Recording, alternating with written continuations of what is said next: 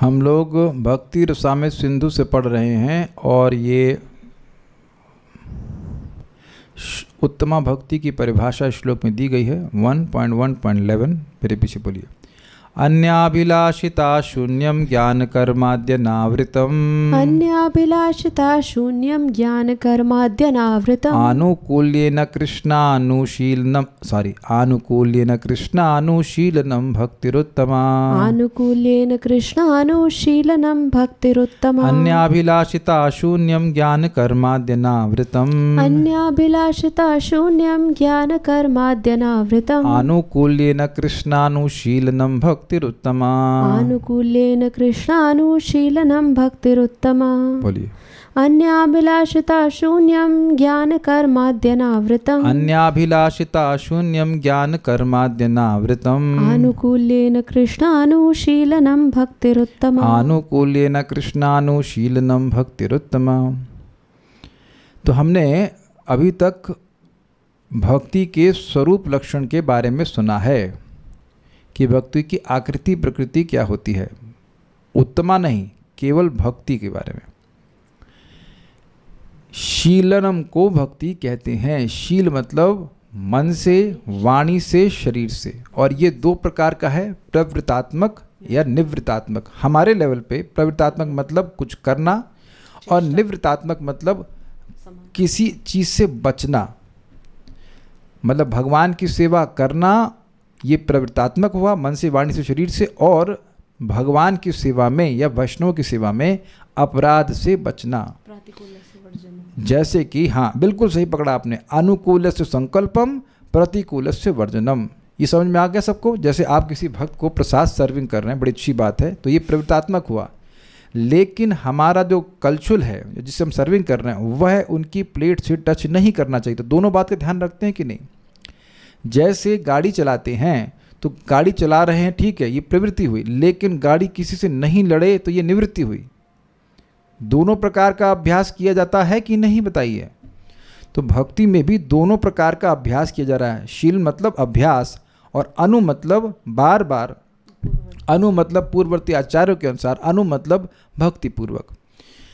और ये किसके लिए करना है? कृष्ण के लिए करना है। कृष्ण मतलब भगवान श्री कृष्ण जो गोलोक विहारी हैं, उनके सारे विष्णु विस्तार या विस्तार अंश, और उसके बाद जो भी उनसे संबंधित हैं उनके प्रति, और उनके प्रति आनुकूल्य न मतलब अनुकूलता से भगवान श्री कृष्ण प्रसन्न हो, इस भावना से युक्त होकर के अनुशीलन करना है। इसको भक्ति कहते हैं। नहीं तो प्रतिकूल भाव से जब कार्य किए जा रहे हैं, मन से, वाणी से, शरीर से, जैसे कंस ने किया है या असुर करते हैं, वह भक्ति नहीं कहे जाएंगे।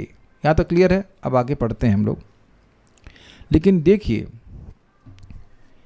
कोई अगर भौतिक इच्छा से युक्त है और वो भगवान को प्रसन्न करके उस भौतिक इच्छा की पूर्ति करना चाहता है, तब भी तो वह कृष्ण का अनुशीलन अनुकूल भाव से करेगा कि कृष्ण मुझसे प्रसन्न हो जाएं और मुझे कुछ भौतिक चीज़ दे दें। ये तो है ना, ये तो देखा गया है।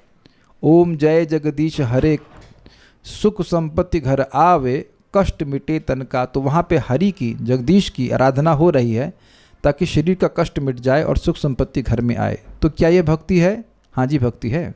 लेकिन क्या ये उत्तमा भक्ति है? तो उत्तमा भक्ति नहीं है। कुछ समझ में आ रहा है बात?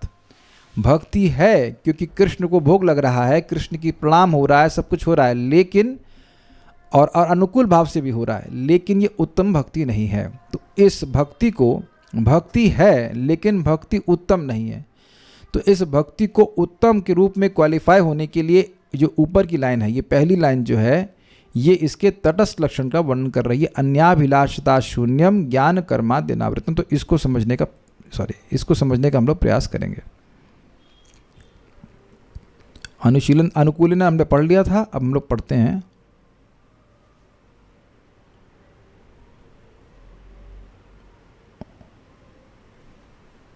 यहाँ से भक्ति के उत्तमात्व सिद्धि के लिए तटस्थ लक्षण जो स्वरूप के बाहर रहकर परिचय करवाता है, उसके द्वारा दो विशेषण कहते हैं। मतलब तटस्थ लक्षण होते हैं कार्य, तो जो स्वरूप के बाहर से किसी वस्तु का परिचय कराए उसको तटस्थ लक्षण कहते हैं। और इन लक्षण, जब ये लक्षण होंगे तो भक्ति को उत्तम कहा जाएगा। उत्तम मतलब जो तम के, प्रकृति के गुणों के परे है। थोड़ा समझ लीजिए इस बात को। प्रकृति के जो अंतर्भूत होती है, जो प्रकृति के अंदर भक्ति होती है, वो कैसी होती है, थोड़ा उसको समझ लीजिएगा। जो अधिष्ठाता अर्थात जो भक्त तमोगुणी है, वह दूसरों की हिंसा करेगा। दूसरों की हिंसा करने के लिए या तक किसी को मारने के लिए भी भक्ति की है लोगों ने, जैसे कि माता दिति ने करी थी। ऐसी भक्ति तमोगुणी भक्ति कहला रही है, क्योंकि व्यक्ति जो भक्ति तो भक्ति है, लेकिन जो भक्त है, जो भक्ति कर रहा है, वह तमोगुण में है। दूसरों पे क्रोध करता है, झगड़ा करता है, अपने को अन्यों से श्रेष्ठ मानता है, ये सब तमोगुण के लक्षण हैं। तो ये तमोगुणी भक्ति हुई। ठीक। रजगुणी भक्ति क्या हुई? व्यक्ति भक्ति कर रहा है लेकिन उसको भौतिक लाभ चाहिए। ठीक है, भौतिक लाभ मतलब यश चाहिए, धन चाहिए, प्रसिद्धि चाहिए, जो कुछ भी भौतिक है वो चाहिए। जो व्यक्ति सतगुणी भक्ति कर रहा है वह भौतिक लाभ नहीं चाहता है, वह अपने कर्म फल से छुटकारा प्राप्त करना चाहता है। समझ में आ गई बात? तो ये इच्छा है ना, इसमें तो कृष्ण अभी तक नहीं आए हैं। लेकिन निर्गुणा भक्ति में व्यक्ति भगवान श्री कृष्ण की भाव भक्ति को प्राप्त करना चाहता है। साधना के लेवल की बात कर रहा हूं मैं। वह साधना भक्ति के स्तर पे भी व्यक्ति निर्गुण भक्ति का अभ्यास कर सकता है, अगर वह भक्ति के बदले में भक्ति ही चाहता हो। ये भी और क्लियर होगा। तो हमने आपको समझाया कि ये 3 प्रकार की भक्तियां प्रकृति के अंदर आ रही हैं, लेकिन प्रकृति के परे वाली भक्ति कौन सी है? जिसमें भक्ति की ही अभिलाषा की जाए। तो पहला विशेषण दे रहे हैं। प्रथम विशेषण है अन्याभिलाषिता शून्यम, अर्थात एकमात्र भक्ति की अभिलाष से युक्त होना चाहिए। भक्ति को छोड़कर अन्य अभिलाष कृष्ण के भजन में नहीं होनी चाहिए। अब इसको थोड़ा समझ लीजिए। देखिए यहां पे अन्य अभिलाषा शून्यम क्यों नहीं है, अन्य अभिलाषिता क्यों है, यहां ही समझ लीजिए। अब आगे तो फिर आगे चक्रवर्ती पाद की टीका में देखिए। अन्य अभिलाषिता का मतलब है अन्य अभिलाषा की वृत्ति या स्वभाव, या चलिए और उसको थोड़ा छोटा करते हैं। अभिलाषिता, अभिलाषा का मतलब हुआ इच्छा, और अभिलाषिता का मतलब है अभिलाषा की वृत्ति, कि जब भगवान का भजन करेंगे तो कुछ भौतिक मांगेंगे, ऐसा स्वभाव ही हो जाना। जैसे कि मैंने आपको बताया, ये प्रार्थना है ना, ओम जय जगदीश हरे, स्वामी जय जगदीश हरे, भक्तों जनों के संकट क्षण में दूर करे, ओम जय जगदीश हरे। तो संकट की मोचन की इच्छा एक। आगे क्या है फिर? सुख संपत्ति घर आवे, कष्ट मिटे तन का। आगे क्या है? कुछ ऐसे ही है। तो अब रोज जो भक्त इस प्रकार से प्रार्थना कर रहा है कि सुख संपत्ति घर आवे, कष्ट मिटे तन का, इसमें प्रेम भक्ति की बात हो रही है। भाव भक्ति मिल जाए, ओम जय जगदीश हरे। ऐसा तो नहीं हो रहा है। किसी को याद हो तो बताइएगा, हमको तो याद नहीं है कुछ, इतने याद आ रहा है। तो घंटी रोज किस लिए बज रही है? सुख संपत्ति घर आवे, कष्ट मिटे तन का।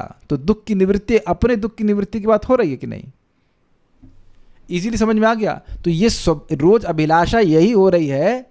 अभिलाषा की एक वृत्ति है जिसमें व्यक्ति भौतिक ही मांग रहा है, भक्ति को छोड़कर सब मांग रहा है। अन्य अभिलाषिता शून्यम, अभिलाषा शून्यम नहीं कहा जा रहा है, और अभिलाषिता शून्यम भी नहीं कहा जा रहा है। रोज अगर भगवान का प्रेम मांग रहे हैं तो वो अभिलाषिता हुआ ना, कि रोज भगवान का प्रेम मांगने की इच्छा। अगर भक्ति में अभिलाषा ही ना हो तो भक्ति का तो प्राण ही खत्म हो जाएगा। कोई अभिलाषा है तब ना भक्ति करेंगे। हमें भगवान का प्रेम मिले, वे वैकुंठ की प्राप्ति, जो भगवान की भक्ति प्राप्त हो, अगर यही इच्छा नहीं है, अभिलाषा, क्षमा कीजिएगा, अगर अभिलाषा ही नहीं है तो भक्ति ही नहीं कर पाएंगे। अगर कोई भौतिक अभिलाषा है तब भी भक्ति करेगा ना भाई, अभिलाषा ही नहीं है तो भक्ति ही नहीं करेगा। लेकिन अगर वह भक्ति उत्तम है तो वह अन्य अभिलाषिता से शून्य होगा। मैं फिर रिपीट कर रहा हूं, अगर कोई व्यक्ति भौतिक इच्छा से भी युक्त है, उसकी भौतिक अभिलाषा भी है, तो भी वह भक्ति करेगा कि नहीं करेगा? तो वह भक्ति उत्तम नहीं कहलाएगी, क्योंकि वह भौतिक अभिलाषा से युक्त होकर भक्ति कर रहा है। जैसे कि वो घंटी बज रही है, ओम जय जगदीश हरे, भगवान का नाम उच्चारण हो रहा है, लेकिन इसमें अभिलाषा किस चीज़ की है? भौतिक इच्छाओं की है। तो अभिलाषा के बिना तो किसी प्रकार की भक्ति हो ही नहीं सकती है। भाई जब इच्छा होगी तब तो उसके अनुरूप कोई कार्य होगा। अभिलाषा मतलब इच्छा, जब इच्छा ही नहीं है तो कोई भी कार्य नहीं होगा। तो इसलिए अन्य को आप छोड़ नहीं सकते हैं, अन्य को रखना पड़ेगा। लेकिन ये जो शब्द है अन्न अभिलाषिता शून्यम, ये भक्ति की उत्तमत्व को डिफाइन कर रहा है कि अन्य चीज़ों को छोड़ करके, अन्य अभिलाषिताओं को छोड़ करके केवल भक्ति की इच्छा रख करके भक्ति जब की जाती है तो वो उत्तम है। कुछ पूछ रहे थे आप, बताइए, माइक में बोलिए। प्रभु जी, अन्य अभिलाषिता का अर्थ ये समझ सकते हैं कि भक्ति के इतर जो भी इच्छाएं हैं उनको मांगने की वृत्ति से शून्य होना। वृत्ति से शून्य, यस, वृत्ति मीन्स टेंडेंसी।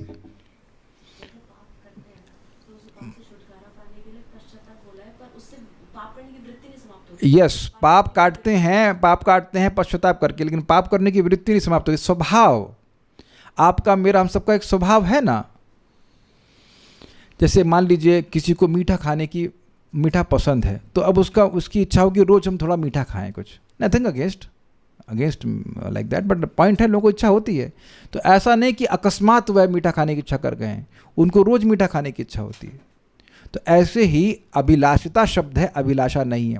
उसका कारण भी है, किसी परिस्थिति में भक्त मान लीजिए ऐसी अवस्था में है कि जहाँ उसकी जान पे ही खतरा है और वहाँ वह भगवान को पुकारता है, हे कृष्ण मेरी रक्षा कीजिए, जैसे माता द्रौपदी ने करी थी।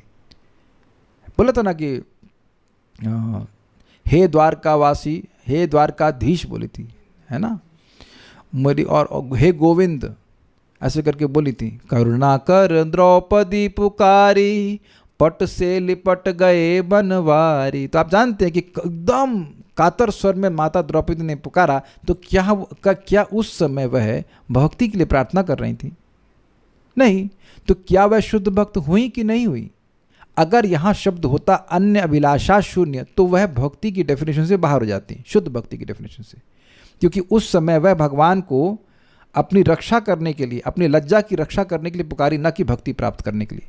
लेकिन क्योंकि शब्द यहाँ पे अभिलाषिता है, द्रौपदी माता शुद्ध भक्त हैं, उनकी सामान्यतः ये वृत्ति नहीं है कि भगवान से भौतिक मांगे। समझ रहे ना बात। लेकिन ऐसी परिस्थिति में एक स्त्री के लिए मृत्यु से भी अधिक बुरी चीज़ है। तो अब ऐसी अवस्था में माता द्रौपदी ने जब भगवान को पुकारा, तो उससे उनकी शुद्ध भक्ति का जो स्टैंडर्ड है उससे वो डाउन नहीं हुई, क्योंकि उनकी वृत्ति ऐसी नहीं है। कुछ समझ में आ रहा है? टेंडेंसी, यस, उनकी टेंडेंसी ऐसी नहीं है। अच्छा, उस समय अगर कृष्ण को छोड़कर वो किसी और को पुकारती तो अच्छा मानते आप? शुद्ध भक्त अगर कहीं कठिनाई में है ऐसे, तो वह भगवान को छोड़कर किसी और को पुकार रहा है, तब तो उसकी भक्ति में हानि हो जाएगी ना, क्षति हो जाएगी, शुद्ध भक्ति के स्टैंडर्ड से वो नीचे हो जाएगा। लेकिन अगर भगवान को पुकार रहा है तो ये तो उसका आभूषण माना जाएगा ना। आज तक माता द्रौपदी को आप इसी रूप में विशेष रूप से जानते हैं कि कैसे माता द्रौपदी की भगवान रक्षा किए। उसी प्रकार से माता उत्तर, आपने प्रथम स्कंद भागवत में सुना है कैसे वे भगवान श्री कृष्ण की तरफ अपनी रक्षा करने के लिए, एक्चुअली अपने नहीं, अपने बच्चे की रक्षा करने के लिए आती हैं। तो ये समझना होगा कि अगर किसी जानलेवा स्थिति में भक्त भगवान को पुकारता है और उस समय वह भक्ति की प्रार्थना नहीं करता है, तो इसका मतलब यह नहीं कि वह शुद्ध भक्त नहीं है। Is it sinking? अब सबको समझ में आ गया? चैट ओपन है, किसी को मेरे ख्याल से कठिनाई यहाँ पे नहीं होनी चाहिए। अभिलाषिता का मतलब है अभिलाषा करने की वृत्ति, ना कि अभिलाषा। और अन्य अभिलाषिता शून्य मतलब भगवान की भक्ति की इच्छा, भगवान की भक्ति को मांगने की वृत्ति के अलावा और कोई वृत्ति नहीं होनी चाहिए। पूछिए क्या कह रहे हैं। हरे कृष्ण प्रभु जी, उत्तम भक्ति का सिर्फ यही इन्वॉल्वमेंट है कि मतलब सिर्फ भक्ति ही मांग सकता है, और मतलब भौतिक अगर कुछ जरूरत पड़े तो नहीं मांग सकते ना?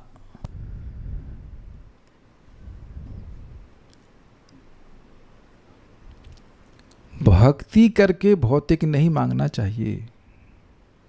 There is a difference between material needs and material desires. Hare Krishna scooty घर आवे, हरे कृष्णा फ्रिज घर आवे, हरे कृष्णा। जैसे स्पष्ट रूप से मैं सन 2003 अप्रैल से जून तक हरे कृष्णा IIT में सिलेक्शन हो जाए, हरे कृष्णा IIT में सिलेक्शन हो जाए, that was my material desires. IIT में सेलेक्ट होना ये आपकी मटेरियल नीड नहीं है। समझ में आ रहा है ना बात आप लोगों को? पंखा आजकल की अगर बात करें तो पंखा चाहिए, कुछ मतलब भोजन चाहिए, तो वो मटेरियल नीड है, और material desire is different from material need. ये भेद देख रहे हैं, पर बात को समझाते हैं। भाई कोई शुद्ध भक्त है तो क्या वो कपड़ा नहीं पहनते हैं? वस्तुओं को उस रूप से घर जो भगवान की सेवा में है के उपयोग में आती हैं तो उसको तो इच्छा हम करते ही हैं। मान लीजिए जैसे अब हमें कोई अगरबत्ती मिली अच्छी, तो हमने कहा हाँ ये तो इच्छा हमारी हुई कि भाई भगवान को अर्पण करेंगे। अगरबत्ती अपने लिए तो कुछ है नहीं, तो वस्तु, ये तो स्वाभाविक सी बात है कि उन वस्तुओं को ग्रहण करना जो हरि के संबंध में है। तो जो आवश्यकता होगी क्या भगवान नहीं देते हैं? हम ये नहीं कह रहे हैं कि नहीं देंगे, मैं कह रहा हूँ कि क्या नहीं देते हैं। कितने लोगों को यहाँ पे जो उपस्थित भक्त हैं, कितने लोगों को किसी भौतिक वस्तु के अभाव से जप करने में दिक्कत आ रही है? Please raise hands and please tell, will not chastise on anything. मैं कोई डांटूंगा नहीं। आपको क्या चीज़ के अभाव से जप करने में दिक्कत है? नहीं, आप प्रैक्टिकल पूरा बताना पड़ेगा क्या चीज़ के अभाव से। खाना, रोटी, कपड़ा, मकान। कपड़ा है, रोटी तो मिल ही रही है, रोटी मिल जाती है ना, हाँ, और मकान भी रहने को मिल गया, तो अब क्या अभाव ज़रा बताइए। हाँ बताओ कि क्या भाव है, माइक पे बताइए। हाँ, अब आपने प्रश्न किया है तो ऐसे जनरल मत छोड़ दीजिए, क्योंकि यहाँ तो किसी को कोई भाव नहीं। आपको क्या भाव है बताइए, बोलिए। प्रभु जी मैं तो प्रश्न नहीं, काहे को प्रश्न कर रहे हैं फिर? जब अभाव नहीं है तो भगवान पे आरोपण हो गया ना कि जो इतने प्रेम से सेवा कर रहा है उसको भगवान अभाव में रख देंगे। भगवान तो फिर बदनाम हो जाएंगे कि जो प्रेम से सेवा कर रहा है उसकी भौतिक आवश्यकताओं का ध्यान नहीं रखेंगे भगवान। This is not want to be angry on this point, but आपके बच्चे होते तो आपको समझ में आता। आपके पिताजी कभी आपको भूखा मारे हैं? आपको पता नहीं आपके पिताजी कैसे हैं कि नहीं। हमारे पिताजी तो किसके पिताजी जरा बताइए भूखा मारे? यहाँ पे कोई है इधर?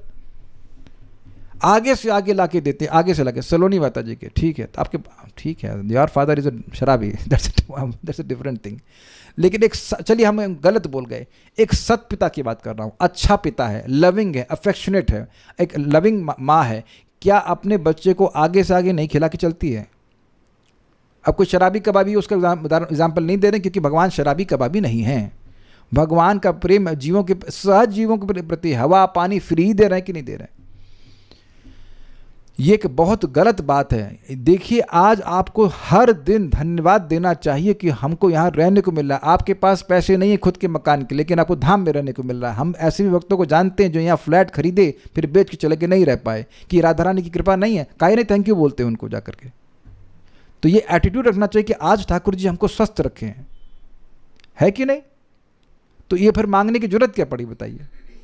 हाँ, श्रील प्रभुपाद ने हमको अलाउ किया है कि जैसे हमारी कोई मान लीजिए मटीरियल समस्या है और उसको हम नहीं सॉल्व कर पा रहे हैं, अपनी बुद्धि लगा ली, हार गए, तो भगवान से, और हमारी भक्ति में दिक्कत हो रही है उसकी वजह से, मान लीजिए स्पेशली स्वास्थ्य की वजह से, तो आप कृष्ण बलराम से प्रार्थना कीजिए। प्रभुपाद तात्पर्य में स्पष्ट कहते हैं कि भगवान ये देह आपने दिया है, मैं इस देह को स्वस्थ रखना चाहता हूँ ताकि आपकी भक्ति कर सकूँ, मुझे मार्गदर्शन दीजिए। ये तो अब किस लिए यूज़ कर रहे हैं समझ में है ना? ये प्रार्थना भक्ति से अलग तो नहीं है ना। और यही प्रश्न अभी आप परम पूज्य वृंदावन चंद्र महाराज का प्रवचन सुनेंगे तो यहाँ पे एक बात वहाँ उठाई महाराज ने, लोग प्रश्न करते हैं कि क्या अच्छे स्वास्थ्य की कामना करना ये अन्य अभिलाषिता है? तो एक पॉइंट ये है कि अच्छा स्वास्थ्य आप क्यों चाहते हो? श्रील प्रभुपाद जी ने, श्रील भक्ति ठाकुर जी ने स्पष्ट बताया है कि जब तक हम भाव भक्ति के स्तर पर नहीं हैं, सबसे पहली प्रायोरिटी आपका स्वास्थ्य है, उसके बाद साधना चैंटिंग, और उसके बाद सेवा। तो यानी ये सारी चीज़ें भक्ति से अलग तो है नहीं, ये युक्त वैराग्य के प्रिंसिपल है। अन्य लोग स्वस्थ क्यों रहना चाहते हैं? सुंदर दिख जाए, शादी हो जाए, ऐसी बातें होती हैं, हम बॉडी बिल्डिंग कर लें ऐसे करके, लेकिन भक्त स्वास्थ्य क्यों चाहता है? भगवान की भक्ति करने के लिए। अभी कल एक भक्त आए थे ना, वो कितनी छोटी उम्र के, मैंने पूछा 16 माला हो गई, कहते नहीं हो पाए। क्यों? स्वास्थ्य ठीक नहीं है। तो आप देख रहे हैं कि स्वास्थ्य ठीक नहीं होना, भक्ति करने में ही दिक्कत हो जाएगा, आपके अनुशीलन में ही दिक्कत हो जाएगी। तो स्वास्थ्य की इच्छा करना ये तो नेचुरल है ना, ये आपके एग्जिस्टेंस, इस समय जो मटेरियल एग्जिस्टेंस है उससे अलग इच्छा नहीं है ना। मैं बार बार रिपीट कर रहा हूँ, material need is different from material desires. जैसे मैं अब सोफे की इच्छा करूँ, कल्याण प्रभु बोलिए, माइक पे बताइए, मैं सोफे की इच्छा करूँ तो ये मटेरियल नीड है कि मटेरियल डिजायर? आप बताओ। डिजायर, मटेरियल डिजायर है कि भाई लोग आएंगे तो क्या सोचेंगे, कुछ भी सोचते रहे। हम तो यहाँ बस एक सिंपल आसन बिछा दिए हैं, तो एक दो प्लास्टिक कुर्सियाँ, उसमें लोग आज जो प्रेम है, वो जो प्रेम करता है उसमें खुश हो जाता है, ये कभी जमीन में बैठ जाते हैं। आप स्वीकार करेंगे ना भाई, सोफे के बिना तो आपका जीवन नहीं चल रहा हो, ऐसा नहीं कह सकते हैं। Is it not? तो एक मतलब बेसिक कंफर्ट में रह करके भक्ति की जाती है, ऐसा नहीं कि बहुत लैविशली व्यक्ति जी रहा है, बाथरूम है, किचन है, ये सब तो स्वाभाविक रूप से चाहिए ना, मंदिर में भी होते हैं, तो ऐसा तो कुछ नहीं कि हम लोग विशेष व्यवस्था करके चल रहे हैं। अब आईफोन मटेरियल डिज़ायर है कि मटेरियल नीड है, तो आप समझ गए कि आईफोन अगर नहीं मिला तो उसकी वजह से भक्ति नहीं कर पाएंगे, ऐसा तो आप नहीं कह सकते हो। जो स्मार्टफोन जो कुछ मिल गया जिससे भक्ति कर पा रहे हैं उससे में खुश रहिए। तो उसके पॉइंट मैं खाली ये बोल रहा हूँ कि उसके लिए भजन क्यों वेस्ट किया जाए, अपने भजन को उसके लिए क्यों खर्च किया जाए। मान लीजिए किसी को गले में कफ हो गया तो गरारा करने से ठीक हो जाता है, उसके लिए हरे कृष्णा करे, वो तो मूर्खता होगी कि नहीं होगी? आप बताइए, नहीं आप बताइए क्या कहना चाहिए। जब अगर गले में खराश हो गई है और गरारा करने से ठीक हो जाएगा तो उसके लिए भगवान से प्रार्थना करने की जरूरत है? ये लॉजिक लगता है आपको? नहीं, उस इंस्टेंस के लिए नहीं, बट ऐसा रहे फ्यूचर में ना हो इसलिए तो कर सकते ना। आप अपने चित्त को अपने देह में लगाना चाहते हैं या अपने चित्त को भगवान में लगाना चाहते हैं? आप बताइए। जब आप सोच रहे हैं कि मैं बीमार ना पड़ जाऊं, मैं बीमार ना पड़ जाऊं, तो आप बीमारी को अट्रैक्ट कर रहे हैं। Live a healthy lifestyle. और अगर आप ऐसा सोच रहे हो कि बीमार ना पड़ जाएं तो मीठा बंद कीजिए। आपको पता है कि आपके लिए मीठा खराब है, अग्रीड। वहाँ इंटेलिजेंस लगाइए, वहाँ शरणागति, तो वहाँ शरणागति लगाने की कोई ज़रूरत नहीं है। हैव सब प्रॉपर इंटेलिजेंस, वहाँ शरणागत होना नहीं चाहते। श्रील प्रभुपाद जी एक बार एक हुआ बस पार्टी थी, तो ध्यान वान नहीं दिए टायर का, जाके टायर बस्ट हो गया। और जो लीडर था उसने कहा कि कृष्ण के शरणागत हो। वो बड़ा कन्फ्यूज़ कि ये क्या भाई, कृष्ण के शरणागत हो? तो लौट के आया, प्रभुपाद से पूछा कि प्रभुपाद ये कृष्ण के शरणागत होने का क्या मतलब है? तो कह रहे यूज़ योर इंटेलिजेंस। अगर आपकी गाड़ी का टायर खराब हो गया तो क्या आप हरे कृष्णा करेंगे? भाई कितने लोग गाड़ी का टायर खराब होने पर, पंचर होने पर हरे कृष्ण मंत्र जप करते हैं? तो ये बेवकूफ़ी की बात है। डू द नीडफुल, इंग्लिश में कहते हैं डू द नीडफुल, वो करिए, उसके लिए हरे कृष्णा मत कीजिए। हाँ बोलिए। प्रभु जी, जैसे हम अपने किसी संबंधियों के लिए प्रार्थना करते हैं कि उनकी भक्ति बढ़े, वो तो बहुत अच्छी बात है। आप अपने कर रहे हैं तो ये उत्तम, ये बहुत तो फर्स्ट क्लास है। आप आपकी भक्ति बढ़े या दूसरे की भक्ति बढ़े तो दोनों ही चीज़ें अच्छी हैं। तो अन्य अभिलाषिता शून्यम को समझ में आ रहा है। ये वृत्ति नहीं होनी चाहिए कि भगवान से हम हर दिन कुछ ना कुछ नया मांगते रहे, लेकिन कभी जान का खतरा पड़ जाए। या एक बात परम पूज्य भक्ति रसामृत महाराज समझा रहे थे कि एक बार एक भक्त मेट्रो में बॉम्बे में ट्रैवल कर रहे थे और उनको कॉल ऑफ नेचर आ गया। अब मेट्रो में तो टॉयलेट नहीं होता है, अब कितनी बेइज्जती हो जाती है। तो भगवान से प्रार्थना की भगवान लज्जा हमारी रक्षा कर लीजिए, तो भगवान ने रक्षा कर लिया। तो वहाँ तो भक्ति नहीं मांग रहे हैं ना, लेकिन ऐसा नहीं कि वो हर दिन अब यही इस तरह की प्रार्थना कर रहे हैं। तो उम्मीद है कि बात आपको समझ में आ रही होगी। अन्य अभिलाषिता शून्य मतलब भगवान की भक्ति के अलावा और कुछ मांगने की वृत्ति नहीं होनी चाहिए। इसीलिए मैं भक्तों को बार बार कहता हूँ कि हम लोग कुछ ग्रुप भी शुरू किए हैं कि अपने स्वास्थ्य का ध्यान रखिए ताकि आपका मन शरीर की तरफ ना जाए। देखा है ना, जब हम बीमार हो जाते हैं तो मन बार बार शरीर की तरफ जाता है, क्योंकि अभी हम लोग अहंकार से युक्त हैं और हमारा लिंक बना हुआ है, अभी हम लोग शरीर से डिटैच नहीं हो गए। इसीलिए तो आचार्यगण कह रहे हैं। यार एक इंटरेस्टिंग बात है कि ऐसा नहीं कि आप केवल भक्ति कर रहे हैं तब का स्वास्थ्य अपने आप ठीक हो जाएगा, नहीं तो बीमार क्यों हो रहे हैं फिर यहाँ पे लोग? तो कुछ सोच करके ही बोला जा रहा है ना। प्रभुपाद जी भी दवा लेते थे कि नहीं लेते थे? लेते थे। परम पूज्य राधानाथ महाराज इस बात को समझा रहे हैं कि श्रील प्रभुपाद 1.5 घंटा मसाज लेते थे, 1.5 घंटा। मॉर्निंग वॉक पर जाते थे। परम पूज्य लोकनाथ महाराज भी, सब लोग जानते हैं, सूर्य नमस्कार करते हैं, योगा करते हैं। तो इससे आपकी भक्ति, देखिए पॉइंट है, आगे क्लियर हो जाएगा। कर्म शून्य नहीं कहा जा रहा है, अन्य अभिलाषिता शून्यम। ये शरीर भी तो अनुशीलन के लिए आवश्यक है कि नहीं? तो शरीर को क्यों ठीक रख रहे हैं? ताकि भक्ति कर सके। तो बेसिकली ये जो स्वास्थ्य को स्वस्थ रहने की इच्छा है, यह भी भक्ति ठीक से संपादित कर पाऊँ इसलिए इच्छा है। तो ये भक्ति से अलग नहीं इच्छा है। इसी को प्रभुपाद समझाते हैं कृष्णा बुक में, taking care of the body is not separate from भक्ति। इसे युक्त वैराग्य के रूप में स्वीकार किया जा रहा है। शरीर तो खराब है लेकिन शरीर से कार्य बहुत अच्छा कर सकते हैं, इसलिए ये शरीर का ध्यान रखना होता है। तो ये भक्ति से अलग नहीं है। अनुशीलन तो गायब ही हो जाएगा ना, गायब हो जाता है ना। जब बुखार हो गया, खांसी हो गया तो हो गया आपका अनुशीलन खत्म। फिर तो बड़ा मुश्किल से माला होता था। अभी कुछ दिन पहले आपका गला खराब हुआ था, कितनी देर से माला हुआ, कठिनाई हुई कि नहीं हुई? तो शरीर को इसलिए स्वस्थ रखना ताकि मैं भक्ति कर सकूं, तो वहाँ भी तो इच्छा भक्ति करने की है ना। भक्ति करूँगा तो मेरी भक्ति बढ़ेगी, और भक्ति करने के लिए शरीर ठीक रखना पड़ेगा, तो इसलिए उसके लिए जो आवश्यक है वो कर लेना होता है, और वह भी भक्ति के साथ में ही हो जाता है। भक्ति के संपर्क से भक्ति ही हो जाता है। इसे कहते हैं संग सिद्धा भक्ति। नहाना धोना भक्ति नहीं है, लेकिन अब वो एक स्वस्थ जीवन जीते हैं, एक नियमित जीवन जीते हैं, तो स्वस्थ रहते हैं, तो वह भी भक्ति का अंग हो जाता है। एक जगह लिखेंगे भी श्रील रूप गोस्वामी जी, इसी में रोज दांत मंजन करना चाहिए, भक्ति के अंग में दांत साफ करना चाहिए। इट इज़ वो प्रैक्टिकल, साधना भक्ति में इंपॉर्टेंट है ये। बिना दांत माजे और गए भगवान की सेवा करने, ऐसा था ना होता है। I hope you got the point. भक्ति को छोड़कर अन्य अभिलाषा कृष्ण के भजन में नहीं होनी चाहिए, तो इससे उत्तम होगी। लेकिन फिर मैं रिपीट कर रहा हूँ, ऐसा नहीं है कि अगर कुछ इच्छा है तो भक्ति नहीं कर सकते।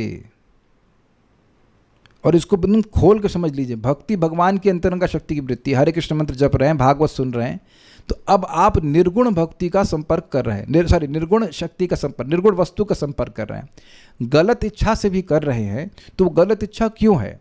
क्योंकि मन में भावना है कि ये वस्तु मिल जाएगी तो मैं सुखी हो जाऊंगा। अग्रीड? समझ रहे हैं बात?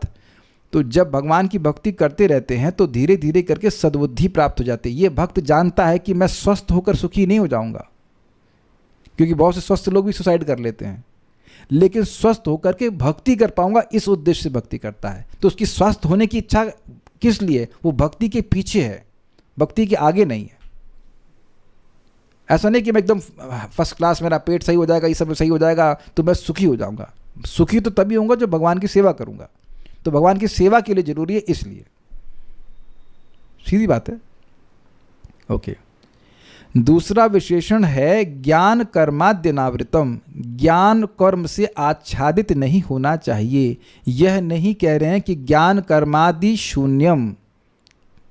तो अब इसको क्यों नहीं कह रहे हैं जरा देखिए। और आदि शब्द भी है यहाँ। ज्ञान शब्द से निर्भेद ब्रह्मानुसंधान रूप ज्ञान को जानना होगा। इसका क्या मतलब है? निर्विशेष ब्रह्म में कोई विशेषता नहीं है, वहाँ भजनीय और भजनकारी कोई नहीं है, मतलब सेव्य और सेवक कोई नहीं है।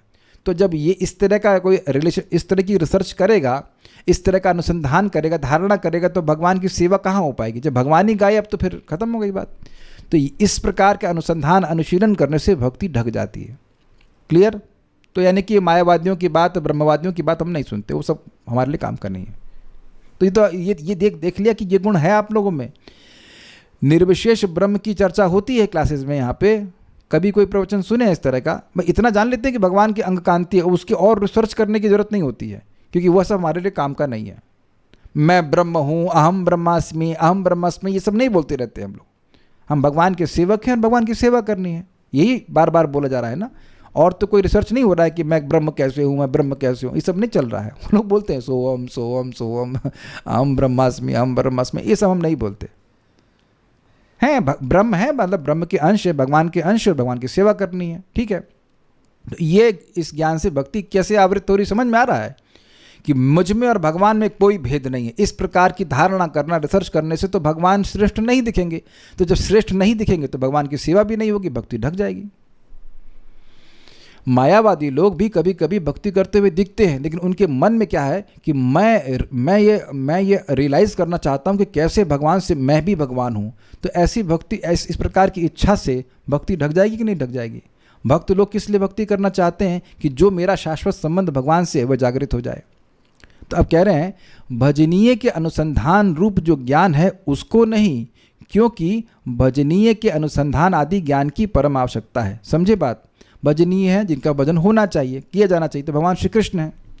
ये प्रश्न तो स्वयं परीक्षित महाराज पूछे हैं, भाई क्या सुनना चाहिए, किसका कीर्तन करना चाहिए, किसका स्मरण करना चाहिए, किसका भजन करना चाहिए? अग्रीड, भागवत इस पे पूरी आधारित है।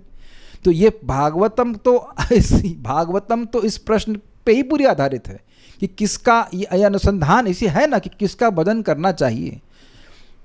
आप भगवान श्री कृष्ण के गुणों को सुनेंगे तब ना भगवान के भजन करेंगे। और जितना भगवान के गुणों को सुनेंगे, नाम के गुणों को सुनेंगे, नाम प्रभु का और भगवान का गुण सुनेंगे, उतना भगवान की भक्ति करने की इच्छा होती है कि नहीं होती है?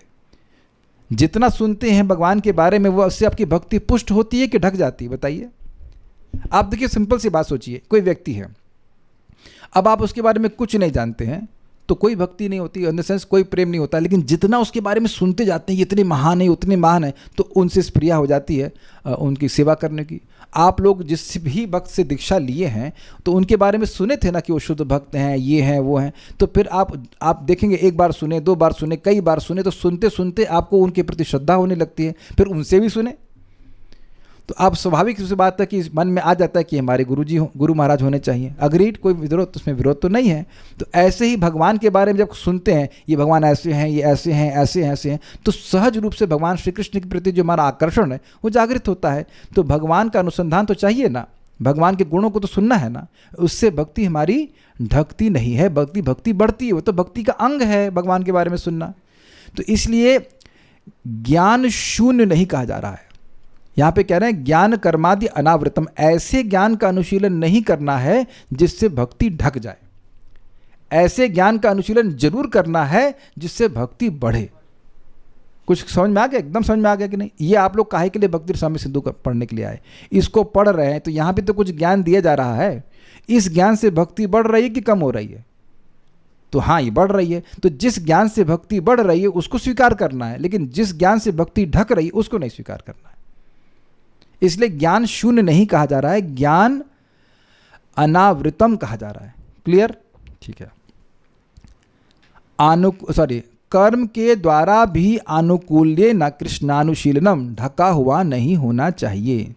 यहाँ कर्म से तात्पर्य है स्मृति आदि में उक्त नित्य नैमित्तिक आदि कर्म, न कि भजनीय परिचर्या आदि रूप कर्म, क्योंकि भजनीय परिचर्या आदि रूप कर्म कृष्णानुशीलन रूप हैं। समझे बात? यहाँ कर्म शून्य नहीं कहा जा रहा है। सुबह से भगवान के लिए कर्म कर रहे हैं कि नहीं? स्नान करने के लिए गए, वह भी भक्ति में अंग है। तिलक लगाया, भगवान को प्रणाम किया, भगवान की सेवा करी, नाम जप किया, प्रसाद जो भी भगवान के लिए बनाया हो, भोग बनाया, तो ये सारे कर्म हैं कि नहीं? भक्ति में दिव्य कर्म है। तो कर्म शून्य शब्द हो जाता तो गड़बड़ हो जाती, फिर तो आप कुछ कर ही नहीं पाते। तो उन कर्मों से जिससे भक्ति ढक जाती, जैसे कोई कहे कि अरे भाई हम ये पूजा नहीं करेंगे, किसी देवता की पूजा नहीं करेंगे तो पाप लगेगा, या कोई कहे कि मैं देवता की पूजा करूंगा तो मेरी भक्ति बढ़ जाएगी, तो ये इन दोनों ही चीज़ों से नुकसान हो जाएगा। भक्ति ढक गई, भक्ति में जो श्रद्धा था वो कमज़ोर हो गई। अरे अभी वो दुर्गा, क्या कहते हैं वो, नवरात्रि का समय आ गया है और हम दुर्गा पूजा करेंगे या दुर्गा जी की पूजा करेंगे, तो उसमें ऐसा कभी कभी करते हैं कि भगवान विष्णु का प्रसाद ग्रहण नहीं करते, क्योंकि उस समय दुर्गा जी का व्रत चल रहा होता है।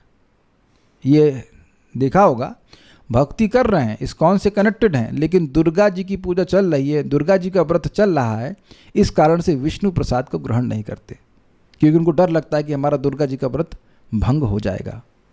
कुछ समझ में आया? इससे उनकी भक्ति की श्रद्धा कमजोर पड़ रही है, दिख रही कि नहीं?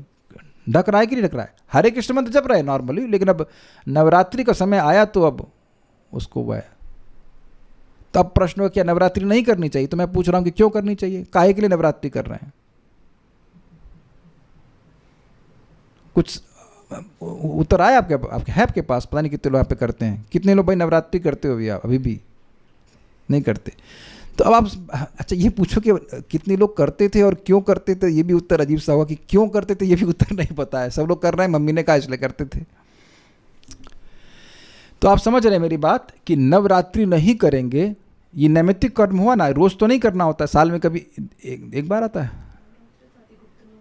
जो भी है। कितनी बार आती है साल में? 2-3 बार आती है। तो नवरात्रि नहीं करेंगे तो भाई हमको पाप लग जाएगा, दुर्गा जी दुखी हो जाएंगे, क्योंकि दुर्गा जी इस बात से दुखी होने की तुम वेद क्यों पढ़ रहे हो? गोविंद गायते नित्य श, गोविंद का नाम उच्चारण करो। दुर्गा जी स्वयं इस्कॉन डिवोटी है, हरे कृष्ण मंत्र दीक्षा प्राप्त करनी है हरिदास ठाकुर से। तो अब आप देख रहे हैं कि जिसकी भक्ति में श्रद्धा बढ़ी हुई है वो जान रहा है कि भगवान की सेवा करके मैं सभी देवी देवताओं को संतुष्ट कर लेता हूँ, इसलिए मुझे देवी देवता की पूजा करने की जरूरत ही नहीं है। ऐसा नहीं कि मैं नहीं कर रहा हूँ, मैं कर रहा हूँ, ऑलरेडी कर रहा हूँ, क्योंकि भगवान की सेवा कर रहा हूँ। ये सिंपल। लेकिन अब अगर वो कर्मकांड में फंस गया तो फिर उसकी इच्छा, उसकी भक्ति में जो उसकी श्रद्धा है वो ढक जाएगी। वही कर्मकांड करने की बजाय वह भगवान की भक्ति कर सकता था कि नहीं? एक प्रैक्टिकल बात सुनिए, एक नाम के बराबर 1 करोड़ अश्वमेध यज्ञ भी नहीं। तुम कौन अश्वमेध यज्ञ कर पाओगे? वेदवादिनी आप जब भक्ति में नहीं थी, जब कर्मकांड कराती थी तो अश्वमेध यज्ञ भी कराती थी, तो अश्वमेध यज्ञ नहीं कराती थी, छोटा मोटा कर्मकांड होता था, है कि नहीं? 4-5 हज़ार रुपये का होगा। अब एक नाम के बराबर 1 करोड़ अश्वमेध यज्ञ भी नहीं है, तो हम नाम करेंगे कि कर्मकांड करेंगे? कुछ समझ में आ रहा है ना बात?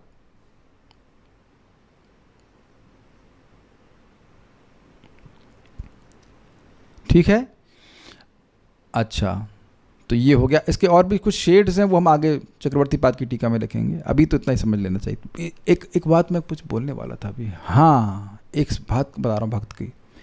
एक भक्त हैं, उनका हम नाम नहीं रखेंगे, लेकिन बहुत अच्छे से भक्ति कर रहे थे, और उनको कोई एस्ट्रोलॉजर बोल दिया कि जब तक तुम ये हरे कृष्ण मंत्र जपते रहोगे और एक कंठी बांधे रहोगे, तब तक तुम्हारा बिजनेस सफल नहीं होगा। वो लाल किताब कोई होती है एस्ट्रोलॉजी में, उससे पढ़ करके बोल दिया। अब वो अपनी कंठी त्याग दिए और कुछ समय के लिए हरे कृष्ण मंत्र को भी रोक दिए, फिर तो शायद शुरू किए वो, लेकिन एटलीस्ट उस समय उस पंडित जी की बात सुन करके उनकी भक्ति में श्रद्धा आवृत हो गई कि नहीं हो गई? क्लियर है सबको? इसीलिए कर्मकांडी लोगों से बातचीत नहीं करनी चाहिए। बातचीत मतलब उनसे सुनना नहीं चाहिए, वो आपको श्रद्धा दे देंगे इस प्रकार की कि अरे भक्ति से श्रेष्ठ तो कर्मकांड है। समझ में आ गया? तो इससे बचना चाहिए। कोई भी भक्ति स्क्रिप्चर्स रीड करना साक्षात भक्ति है। ज्ञान मीन्स तद पदार्थ ज्ञान, त्वम पदार्थ ज्ञान, स्मृति शास्त्र प्रतिपाद्य ज्ञान। अरे भाई इतना कॉम्प्लिकेटेड क्यों कर रहे हैं? सिंपल रखिए ना। हम सिंपल रखना चाहते हैं, आप कॉम्प्लिकेट करना चाहते हैं। सिंपल बात है कि जो भगवत संबंधी ज्ञान है उसका अनुशीलन करना चाहिए, उससे भक्ति आवृत नहीं होती बल्कि भक्ति बढ़ती है। भगवत गीता को पढ़ना तो भक्ति है ना भाई, सेवा है भगवान की। लेकिन ऐसा कोई ज्ञान जिससे भक्ति ढक जाए वो उसको नहीं करना चाहिए, और अगर कर रहा है तो वह उत्तमा भक्ति नहीं होगी, वो क्षति हो जाएगी उसमें। उसी प्रकार से कर्मकांड, ज्ञान कर्मादि अनावृतम, यहाँ पर जो आदि शब्द है उससे वैराग्य, योग और सांख्य आदि के अभ्यास को जानना चाहिए। इसका क्या मतलब है? देखिए, वैराग्य का अभ्यास अलग से नहीं किया जाता। You can sit on the chair. आज कोई नई तब्दील इस्तेमाल नहीं कर रहे। कुछ लोग कहेंगे कि भाई हम अब केवल जल पी करके रहेंगे, अग्नि तापेंगे। इसका भक्ति से कोई संबंध नहीं है। मैं आगे तो क्लियर होगी बात, लेकिन फिर समझा दे रहा हूँ। वैराग्य कुछ सहायक होता है भक्ति में आने के लिए, कि जगत दुख का घर है इत्यादि इत्यादि, लेकिन भक्ति मतलब प्लस कृष्णा, नॉट माइनस माया। आप भगवान की भक्ति में सुखी हो जाओगे इसलिए जगत को त्यागोगे, न कि जगत को त्यागेंगे तो भगवान के पास आएंगे। ये बातें क्लियर हो जाएंगी आगे। देखिए, भक्ति में जब व्यक्ति आता है, जो वैरागी होते हैं वो इतने विरक्त होते हैं कि भगवान को ही त्याग देते हैं, और जो कर्म का मार्ग में होते हैं वो इतने आसक्त होते हैं कि फिर भगवान को त्याग देते हैं। लेकिन जो भक्त है ना तो बहुत अधिक आसक्त होता है और ना अधिक विरक्त होता है, उसे भगवान की बात सुनना अच्छा लगता है, भगवान की भक्ति करना अच्छा लगता है। तो इधर इसकी जो रुचि बढ़ती जाएगी तो भक्ति देवी जितना वैराग्य आवश्यक है वो अपने आप दे देंगी। जैसे हम भोजन करते हैं तो अपने आप भूख शांत हो जाती है। अग्रीड? उसी प्रकार से भक्ति करने से अपने आप वैराग्य उत्पन्न हो जाता है। तो वैराग्य इसीलिए वैराग्य शून्यम नहीं कह रहे हैं, वैराग्य से आवृत नहीं होनी चाहिए, वैराग्य का अभ्यास प्रमुख नहीं हो जाना चाहिए। कुछ वैराग्य भक्ति में आने के लिए सहायक होता है, दैट्स ऑल राइट, लेकिन वैराग्य से भक्ति आवृत नहीं हो जानी चाहिए। फोकस भगवान की भक्ति पे होना चाहिए।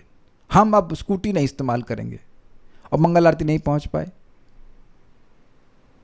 मैं अपनी बात कर रहा हूं कि मान लो मैं कहूं कि नहीं, मैं स्कूटी नहीं इस्तेमाल करूंगा, मैं पैदल ही जाऊंगा, तो इस प्रकार का वैराग्य लाभकारी नहीं है। या जो भगवान के संबंधित वस्तु में उनको भगवान की सेवा में कर लिया जाए तो अच्छी बात है, उसे युक्त वैराग्य कहते हैं, और उसको जबरदस्ती छोड़े नहीं, ये तो माइक वस्तु में है, तो ये वैराग्य उसका भक्ति को ढक देगा। क्लियर? योग, अब देखिए, योग मतलब अष्टांग योग। तो देखिए, जैसे अब स्पष्ट है, ये एकदम सिद्ध बात है कि प्राणायाम करने से व्यक्ति का शरीर ठीक रहता है, सूर्य नमस्कार करने से शरीर ठीक रहता है। तो शरीर ठीक करने के लिए अगर आप ये कर रहे हैं तो उसमें कोई दोष है? इससे आपकी भक्ति तो नहीं ढक रही है। लेकिन अब यही मुख्य हो जाए कि सुबह से 2-2 घंटा 3-3 घंटा योग ही किया जा रहा है और नाम जप के लिए समय ही नहीं है, तब फिर ये उसकी भक्ति ढक गई। समझ में आ गया। और सांख्य भी उसी प्रकार की बात हो गया, वो शरीर प्रकृति के तत्व इतने हैं, ये है फलान ढिमकाना, उसी में फंस गया और भगवान को भोग लगाना ही भूल जाए। और एक और आदि में शब्द रखा गया है आलस। अरे यार आज नहीं जा रहे मंगल आरती में, तो अब आलस भी ढक दे रहा है कि नहीं, तो उससे भी रहित होना चाहिए। ठीक है, आलस का भी अभ्यास नहीं होना चाहिए। आलस का अभ्यास इज अ गुड वर्ड नहीं। अभिप्राय यह है कि कृष्णानुशीलन को इन वैराग्य आदि से अनावृत होना चाहिए, ढकना नहीं चाहिए। यहाँ श्लोक में श्री कृष्णानुशीलनम कृष्ण भक्ति इस प्रकार कथन ठीक होने पर भी भगवत शास्त्रों में केवल भक्ति शब्द का प्रयोग श्री कृष्ण भक्ति में ही पर्यवसित होता हुआ है। इसी अभिप्राय से केवल भक्ति शब्द का प्रयोग किया गया है, ऐसा अग्रिम वाक्य में यानी 1:12 में दिखाया गया है। कह रहे हैं यहाँ पे, देखिए श्लोक देखिए, एक मिनट,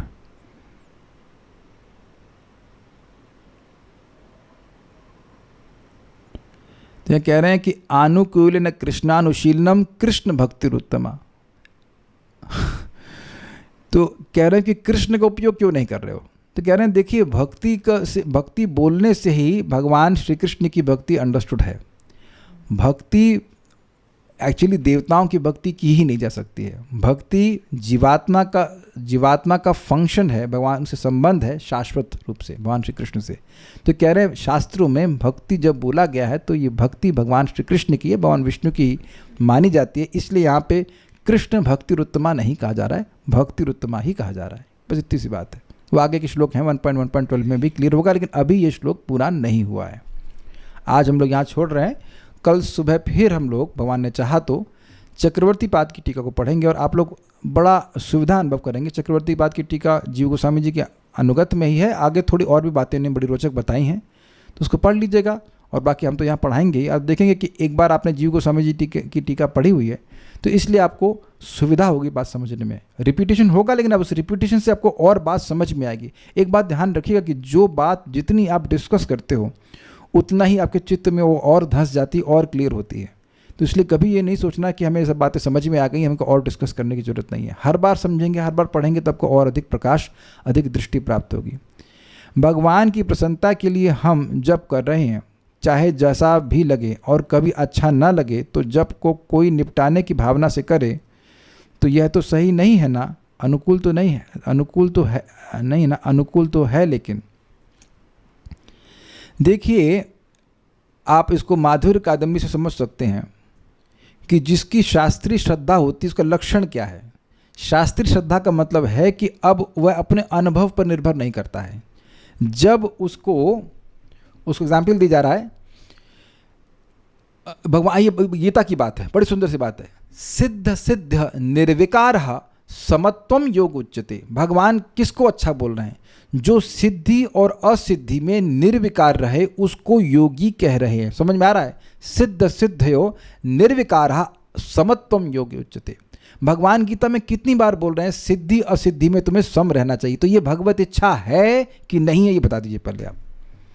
तो अब अगर मैं सिद्धि में भूल जाऊं कि मैं बड़ा अच्छा डिवोटी हूं, और असिद्धि में जो हमको नाम में रुचि नहीं मिल रही उस दिन मैं बिल्कुल फुस हो जाऊं, तो क्या इससे भगवान प्रसन्न हो रहे हैं? माताओं का अनुभव होगा कि भोजन बनाती हैं तो कभी कभी भोजन गड़बड़ बन जाता है, तो अब उस दिन से आप लोग भोजन बनाना बंद कर देते हैं, है ना? अरे देखते हैं, हाँ ये गड़बड़ हो गया, अच्छा चलो अगली बार ठीक करते हैं। तो इंटेंशन तो अच्छा ही बनाने का था, कभी गड़बड़ हो जाती है। बिजनेसमैन में भी मैं फल वाले को पूछा प्रॉफिट होता है, कहते हैं कभी प्रॉफिट होता है कभी नुकसान होता है, तो वह फल बेचना बंद कर देगा। तो दुनिया में लोग इस प्रकार से सहन कर रहे हैं कि नहीं? और क्या हम लोग हमेशा स्वस्थ रहते हैं तो क्या जीना ही छोड़ देंगे? तो आप देख रहे हैं कि इस जगत में डुअलिटी रहती ही है। बहुत सारे फैक्टर्स हो सकते हैं, हमारा मन उससे प्रभावित हो जाता है तो मन नहीं लगता है। कभी कभी तो आप यह भी देखेंगे कि एक 16 माला के जप में शुरुआत में बड़ा अच्छा लगा, बाद में अच्छा नहीं लगा, फिर अच्छा लगा, शुरुआत में सूखा लगा, बाद में अच्छा लगा। ये हमारे कंट्रोल में थोड़ी ना है भाई। तो भगवान को प्रसन्न करने का मतलब है सिद्धि और असिद्धि दोनों में सम रहे। इसका मतलब क्या है? जब सिद्धि मिल रही है, कुछ नाम में सुख मिल रहा है, तो वो उसको उस सिद्धि को बढ़ाने के लिए नाम उच्चारण करे। और अगर नहीं सिद्धि मिल रही है, असिद्धि की अवस्था है, मन में रूखापन है, मन नहीं लग रहा है, विक्षिप्त हो रहा है, तो नाम उच्चारण इसलिए करे ताकि सिद्धि प्राप्त हो। तो दोनों ही सिचुएशन में उसका उत्साह सिद्धि असिद्धि पर निर्भर नहीं कर रहा है। वो जान रहा है कि हरे कृष्ण मंत्र बोलने से भगवान सुखी होते हैं। और प्लीज़ ध्यान दीजिएगा, जिस भक्त ने प्रश्न किया है, मैं हो सकता हूँ गलत हूँ, लेकिन मुझे ऐसा लगता है कि आप केवल जप पे फोकस कर रहे हैं। शायद ऐसा हो सकता है। और आप सोच रहे हैं कि एकदम से हम जब बढ़ा लेंगे तो हमको रुचि मिल जाएगी। ऐसा नहीं होता है। उतना जप कीजिए जो आप कर सकते हैं। ज़रूरत से ज़्यादा करेंगे तो दिक्कत हो जाएगी। और ये बात आगे आप क्लियर देखिएगा, तब वो बोझा लगने लगता है। एक्स्ट्रा चैंटिंग कीजिए, लेकिन आपका चित्त तुरंत नहीं परिवर्तन हो जाएगा। हम बार बार रिपीट कर रहे हैं कि भक्ति की जो प्रोसीजर है वो धीरे धीरे कार्य करता है। अन्यों से बहुत तेज कार्य करता है, लेकिन ऐसा नहीं कि कल ही आप शुद्ध भक्त हो जाएंगे। जैसे एक माता जी पुरुषोत्तम मास में 64 राउंड्स करी, अगले जैसे मास खत्म हुआ 2 माला करी, तो उसका मतलब वो जबरदस्ती खींच रही थी। जबरदस्ती नहीं की जाती है, कुछ तो मिनिमम रखा गया है, लेकिन जबरदस्ती नहीं कर सकते आप। मैं जब संख्या कम करने के लिए नहीं कह रहा हूँ, लेकिन अन्य सेवाएं भी करिए। मैं बार बार रिपीट कर रहा हूँ, आप हरे कृष्ण मंत्र जप कर रहे हैं। आज जैसे मैं सुबह उठा, फिर मंगल आरती गया, फिर जप पूरा किया, फिर भगवान की सेवा करी, फिर भगवान के लिए भोजन बनाया, तो क्या ये सारी भक्तियाँ भक्ति नहीं है क्या भाई? केवल जप ही भक्ति है? इतनी सी बात तो समझ में आ जाना चाहिए ना कि भक्ति के विभिन्न स्वरूप हैं, और अपने जीवन को, अपने दिन को आप अलग अलग प्रकार से डिवाइड कीजिए तो कठिनाई नहीं होगी। ये आप करके देखिए। मान लो जब में मन नहीं लग रहा है, प्रभुपाद कह रहे हैं 16 माला हो गया, मन नहीं कर रहा है जब करने का, और तो आप भगवान की कोई और सेवा कर सकते हैं। सेवा में लगे रहिए। श्रील प्रभुपाद का बड़ा सुंदर वक्तव्य है। कहते हैं कि हम लोग इतने छोटे हैं, जीवात्मा इतना अणु है कि कृष्ण केवल ये देखते हैं कि वो सेवा में लगा हुआ है, वो ये नहीं देखते कि कौन सेवा में लगा हुआ है। और हम लोग सोचते हैं कि ये सेवा श्रेष्ठ है, वो सेवा कम है, जबकि आध्यात्मिक स्तर पर सब बराबर है। लेकिन हाँ, क्योंकि गुरु की विशेष आज्ञा है कि 16 माला सबसे पहले करना है, सबसे महत्वपूर्ण है, तो उसको नेग्लेक्ट नहीं किया सकता है। 16 माला तो जैसे भी करना है वो करना है। अब आपको अच्छा लगे बुरा लगे उससे मतलब नहीं। प्रभुपाद स्पष्ट बोले गेट देम डन, है कि नहीं? तो करके रखना है, लेकिन उसको इसीलिए सबसे अधिक प्राथमिकता दी जा रही है। लेकिन ऐसा नहीं है कि अब आप अपने मन को कहीं और नहीं लगा सकते। इन द सेंस अन्य सेवाएं भी कर सकते हैं, प्रीचिंग कर सकते हैं, पुस्तक पढ़ सकते हैं, भगवान के लिए भोजन बना सकते हैं, सो मेनी थिंग्स। और एक बात मैं बोल रहा हूँ, देखिए भक्ति में चित्त का निर्माण बहुत जरूरी है। वही तो उसका उद्देश्य है कि चित्त को पवित्र करें। तो कभी कभी व्यक्ति सोचता है कि हम कहीं वहीं से खाए दर्द से खा लेते हैं, टाइम बचा लेते हैं, उसकी इच्छा, लेकिन उस व्यक्ति की कॉन्शियसनेस आपको अफेक्ट करेगी। So it is not recommended कि आप किसी कर्मी के हाथ का बना हुआ खाना बना करके उसको भगवान को अर्पण करके खाएं। ये रिकमेंडेड नहीं है। साधु लोग ऐसा नहीं करते। बाकी जिसकी जो इच्छा है वो करे, हमें से कोई मतलब नहीं है, लेकिन ऐसा करना ठीक नहीं है। क्या वो व्यक्ति जप कर रहा है? तो आप अपना टाइम बचा रहे हो, लेकिन अपनी चेतना को नहीं बचा रहे। मैं फिर रिपीट कर रहा हूं, आप टाइम बचा रहे हैं, लेकिन आपको टाइम बचा के करेंगे क्या?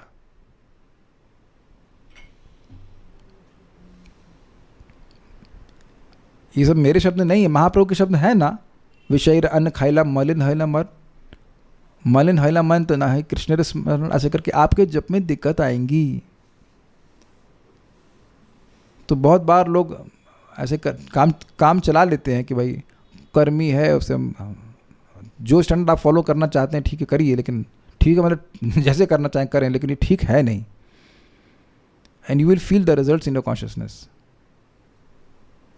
तो ये अच्छा। दूसरी बात, मैं खुद ही आलस करता था कि रोटी क्या बनाएंगे, तो अभी इनको जाना पड़ रहा है किसी कार्य से, तो अब कौन बनाएगा? बाहर से तो हम किसी से बनवाएंगे नहीं। तो एक दिन प्रयास किया, अच्छी बनी, फिर हमने कहा कल ये थी, कल हैं ही अभी 2-4 दिन, तो हमने कहा नहीं मेरे को सिखाइए, मैं रोटी बनाऊंगा। तो कुछ उद्यम लगा, तो कोई मिसाइल तो नहीं बनानी है ना ना क्यों सुमित प्रभु, मिसाइल बनाना होता है? खिचड़ी बनाना कोई मिसाइल बनाना तो नहीं। मिसाइल बनाना तो बहुत मुश्किल कार्य है ना। बट एक बात आप समझिए, when you are cooking, you can at least cook with the consciousness that is for Krishna. आप जो कर्मी व्यक्ति है उससे आप एक्सपेक्ट नहीं कर सकते हैं। ये है, पता नहीं क्या नाम है इनका, अच्युत शर्मा माता जी, आप तो अपना भोजन स्वयं बनाते हैं ना? I hope so, yes. You feel the difference? अब बाकी कर्मी जगह खा के आ जाइए, देखिए कैसे। अब देखिए एक बात समझ लीजिए, जो व्यक्ति मान लीजिए होटल में खा रहे हैं, भक्त लोग कुछ भी या कह रहे हैं उसको अर्पण करके खा लेंगे, कभी इमरजेंसी की बात एक अलग है। लेकिन उसमें उसकी चेतना प्रवेश कर जाती है। और उसकी चेतना क्या है? मैं इसे दूं कम और पैसा अधिक ग्रहण कर लूं, है ना? यही तो बिजनेस वाली मेंटालिटी होती है, वही मेंटालिटी हमारे मन में आ जाएगी। तो ऐसा नहीं करना चाहिए। How do we understand the difference between ज्ञान मिश्रित और कर्म मिश्रित भक्ति एंड ज्ञान कर्मादि अनावृतम?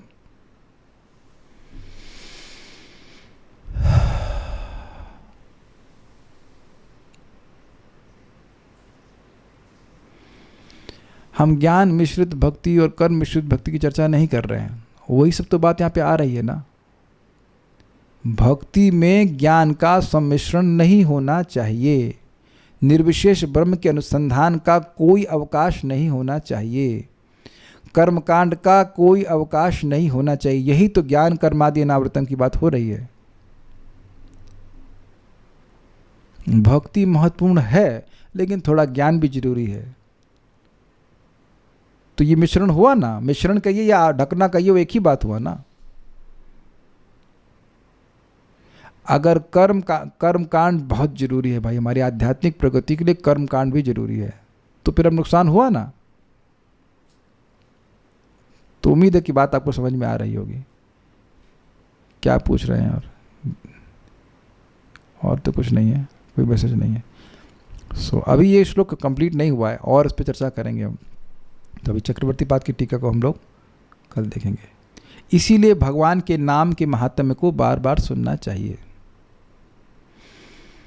बार बार सुनना चाहिए, क्योंकि ऐसे तुरंत अनुभव नहीं होता है। लेकिन जब बार बार सुनते हैं तो आप अपने नाम को अपने जीवन में मिलाना शुरू करते हैं। जैसे नहा रहे हैं तो हरे कृष्णा गा सकते हैं कि नहीं? ऑफिस में जा रहे हैं, कैब में बैठे हैं तो हरि नाम उच्चारण कर सकते हैं या कथा सुन सकते हैं। खाना बना रहे हैं तो कथा सुन सकते हैं, नाम उच्चारण कर लेते हैं। हमें तो बड़ा मज़ा आता है। यहाँ तक कि जैसे मैं योगा भी करता हूँ शरीर ठीक रखने के लिए, तो प्रभुपाद का प्रवचन लगा लेता हूँ या हरि नाम संकीर्तन कुछ लगा लेते हैं। तो वहाँ कान तो भगवान की भक्ति में लगा हुआ है कि नहीं? और हाँ, एक और भी इंटरेस्टिंग है, मैं शालिग्राम जी को अपने लेफ्ट में लगकर 21 बार सूर्य नमस्कार करता हूँ। तो ऐसे तो भगवान को केवल 1 आध 2 बार प्रणाम होता है, लेकिन हमें एकदम भाई सिंपल लॉजिक बात है, जब सूर्य नमस्कार स्वीकार कर सकते हैं तो भगवान स्वीकार कर ही लेंगे, क्या दिक्कत है? भगवान हम बोलते हैं ओम केशवाय नमः, फिर सूर्य नमस्कार, ओम नारायण नमः, फिर से प्रणाम करते हैं, ओम माधवाय नमः। तो 21 बार हम भगवान को प्रणाम कर लेते हैं। भगवान तो भाव देख रहे हैं, हमारे को तो कोई इसमें भक्ति से अलग नहीं दिख रहा है, प्लस भगवान की बात सुन रहे हैं। बिल्कुल ईजी है। प्राणायाम करते हुए प्रभुपाद जी का प्रवचन या जो भी प्रवचन आपको भगवान का अच्छा लगता है उसको लगा दीजिए। और फिर हमको बस इस बात में लगती है कि ऐसे तो बोलेंगे हम देह नहीं है, और उसके बाद कहेंगे कि हम देह, उसके बाद उनका जो आचरण है वो ऐसा हो जाएगा कि हम देह है। क्या वो प्रभु जी पेट में दर्द था इसलिए हम जप नहीं कर पाए। हमको बड़ा दुख लगा था उस भक्त को देख करके। वो कितना 20 साल का होगा और कह रहा है शाम को 8 बजे था। 8 बजे मैंने पूछा ना उससे, तो उसकी 16 माला नहीं हुई थी। तो उसको गाइडेंस देने के वाला कोई नहीं है। हम लोग जब आश्रम में ज्वाइन किए तब बोला गया था शरणागत होने का मतलब है कि जो प्लेट में आए वो खाओ प्रसाद के नाम पर, और बाद में गॉल ब्लैडर में स्टोन भराओ, फिर ऑपरेशन करवाओ। तेल तूल सारा जो भर भर के प्रसादम खाते हैं, ये सब चीज़ ठीक नहीं। सात्विक प्रसादम होना चाहिए। बहुत प्रभाव होता है, बहुत ज़्यादा प्रभाव होता है। तो सही बातें इसमें खैर आ जाएंगी, आप समझ लीजिएगा, विवेक है सबके पास। चलो स्टॉप हियर नाउ। शिष्य भक्ति रसामृत सिंधु की जय, श्रील रूप गोस्वामी प्रभुपाद की जय, श्रील प्रभुपाद की जय, निताई गौर प्रेमानंदे।